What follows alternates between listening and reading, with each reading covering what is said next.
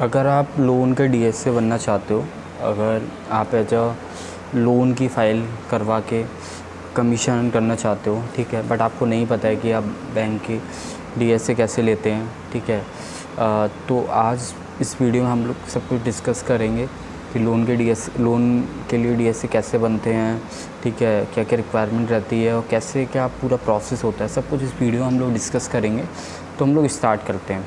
तो सबसे पहले हम लोग बात करते हैं कि डीएसए कौन बन सकता है, ठीक है। तो इसके लिए हम थोड़ी बात करते हैं। डीएसए जैसे अगर आप हमारे साथ वर्क करना चाहते हो, ठीक है, हम लोग एज ए बैंकों के साथ टाइप रहता है हम लोगों का। तो अगर आप एग्जिस्टिंग डीएसए हो किसी भी अदर कंपनी के साथ, तो भी आप कर सकते हो काम, ठीक है। कोई आप बैंकर हो, एक्स बैंकर हो, इसको आपको थोड़ी बहुत नॉलेज है, वो आप बन सकते हो। कोई आप चार्टेड अकाउंटेंट वगैरह, आपके पास फाइल्स वगैरह आती हैं लोन, बिजनेस लोन वगैरह की, तो आप एज ए डीएसए बन के वर्क कर सकते हो, ठीक है। उनको लोन वगैरह दिलवा के आप कमीशन करके। अगर आप स्टूडेंट वगैरह हो, आप पार्ट टाइम वगैरह काम करना चाहते हो, तो वो भी कर सकते हो। अब कोई फ्रीलांसर वगैरह हो, तो अगर आप पार्ट टाइम करना चाहते हो तब भी कर सकते। आपको इंश्योरेंस एजेंट हो, तो अगर आपके पास क्या होगा कि इंश्योरेंस एजेंट होगा, आपके पास ऑलरेडी नेटवर्किंग होगी, तो लोग के भी आप एज आ एक एडिशनल एक प्रोडक्ट दे सकते हो कि हम लोन वगैरह भी करवाते हैं। तो अगर वो करवाएंगे तो वहाँ से आपको ना एक एक्स्ट्रा इनकम हो जाएगी।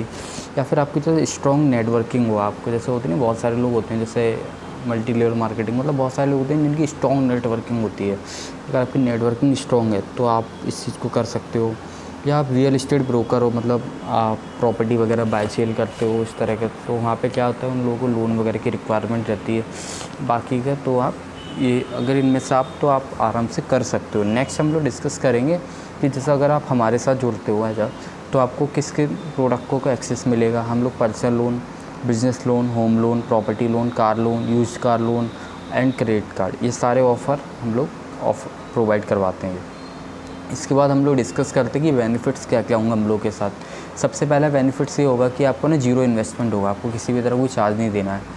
सेकंड क्या होगा कि आप एक जो है जब बिजनेसमैन बन जाओगे, आप मिनिमम कॉस्ट, कोई कॉस्ट ही नहीं है ना, आप रिस्क, मतलब मिनिमम कॉस्ट एंड रिस्क पे आप अपना एक खुद का बिज़नेस स्टार्ट कर सकते हो। ये सबसे बड़ा बेनिफिट है कि इस बिज़नेस में आपको कोई इन्वेस्टमेंट की रिक्वायरमेंट नहीं है।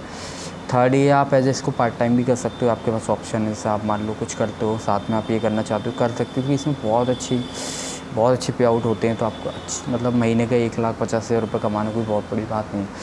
फोर्थ क्या है कि आपको ना एजुकेशन इज़ नॉट कंपलसरी, आप एजुकेटेड हो या नहीं इससे कोई फ़र्क नहीं पड़ता।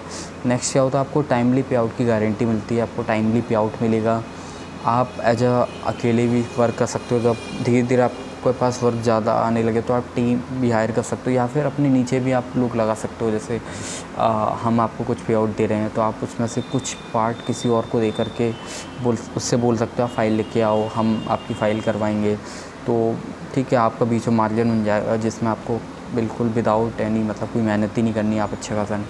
इसमें सबसे बेस्ट चीज़ क्या, आपको 70+ बैंक है, एनबीएफसी के पार्टनर्स हैं हम लोग। एचडीएफसी, आईसीआईसीआई, येस बैंक, जितने भी ऑलमोस्ट बैंक हैं एनबीएफसी, सबके पार्टनर्स हैं। हाईली पे आउट मिलेगा आपको, मतलब आपको जो अच्छा खासा पे आउट भी मिलेगा।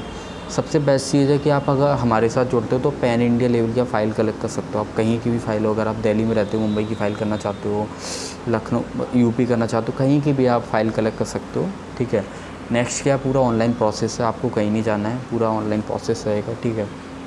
उसके बाद हम लोग करते हैं, अभी हम लोग के पास 1200+ जो डीएसए हैं वो कनेक्टेड हैं, जो हमारे साथ वर्क कर रहे हैं, ठीक है।